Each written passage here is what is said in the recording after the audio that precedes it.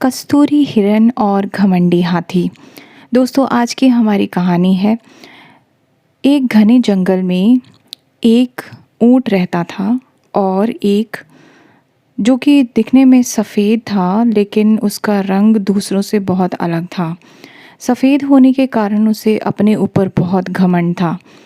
उसे लगता था कि वो बहुत ही अलग तरह का एक ऊंट है, जिससे वो दूसरे ऊँटों को बिल्कुल भी नहीं अपने सामने बर्दाश्त करता था। ऊँटों को तो क्या, वो किसी भी जानवर को अपने आसपास भटकने नहीं देता था और उल्टी-सीधी बातें करके उनको वहाँ से भगा देता था। वो अपने झुंड के साथ बिल्कुल भी नहीं रहता था। रात के समय भी वो अपने दूसरे ऊँटों के झुंड से अलग ही सोता था। उसी जंगल में एक कस्तूरी हिरन रहता था, जिसके पास से बहुत अच्छी सुगंध आती थी और दूसरे जानवर उससे बहुत ज़्यादा खुश रहते थे और वो चीते से भी ज़्यादा तेज़ दौड़ता था। एक दिन सुबह वो ऊँट दोपहर के टाइम पे जुगाली कर रहा होता है, जिसके कारण उसके मुंह से झाग निकलने लगती है। तभी वहाँ पर एक छोटा सा चूहा आ जाता है और वो उसे देख के हंसने लगता है। उसे हंसता हुआ देखकर ऊँट को बहुत गुस्सा आता है और वो उससे बहस करने लग जाता है। तभी ऊँट कहता है कि अच्छा, जो तुम बोल रहे हो मुझे बिल्कुल सुनाई नहीं दे रहा है, क्या तुम मेरे कान के पास आके बोलोगे? और इतना कहने के बाद ऊँट अपना मुंह नीचे रखता है और जैसे ही वो चूहा उसके पास आता है, वो उसको मुंह में दबा के दूर फेंक देता है। इसी कारण चूहे को उसकी इस हरकत पे बहुत गुस्सा आता है और वो उससे बहुत भला बुरा कह के वहाँ से चला जाता है। जैसे ही वो चूहा वहाँ से निकल जाता है, वो सीधा जाता है कस्तूरी हिरन के पास और कस्तूरी हिरन से वो कहता है, इस जंगल में जो सफ़ेद ऊँट है वो बहुत ही बदतमीज़ किस्म का है, तुम उसे सबक ज़रूर सिखाना। इस पर कस्तूरी हिरन कहता है, क्या उसने तुम्हारे साथ भी कोई बदतमीज़ी की है? तो उसने सारी की सारी वार्तालाप उसे बता दी।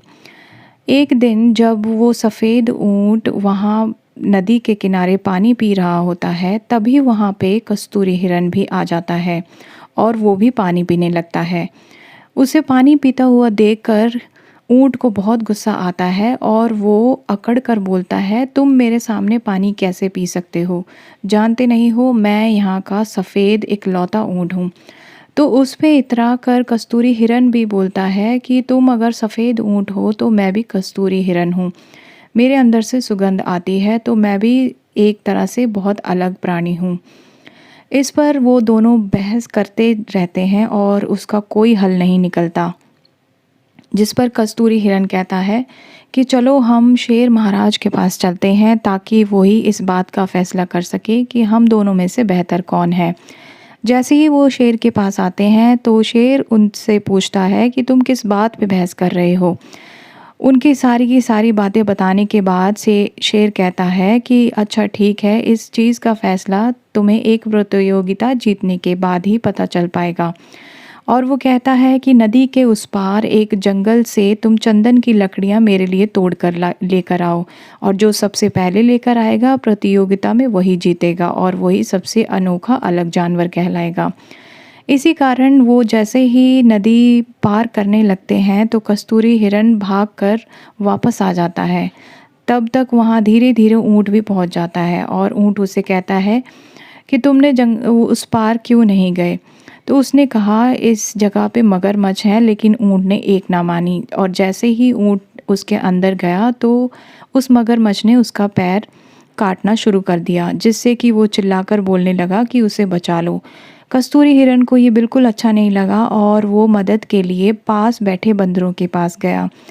बंदरों के झुंड ने उसे कहा, ये सफ़ेद ऊँट बहुत ज़्यादा घमंडी है और अच्छा ही हुआ कि उसे ये एक जानवर ने उसे पकड़ लिया और उसे इसकी सज़ा मिलनी चाहिए। जिस पर कस्तूरी कहता है कि नहीं, उसकी हमें मदद करनी चाहिए।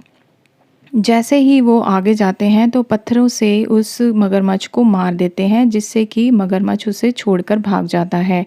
ऊँट अपनी जान बचाकर बाहर आता है और उन सभी का धन्यवाद करता है और ये कसम खाता है उस दिन के बाद कि वो किसी भी जानवर के साथ बुरा सलूक नहीं करेगा और सबके साथ मिलकर रहेगा। Thank you so much for watching.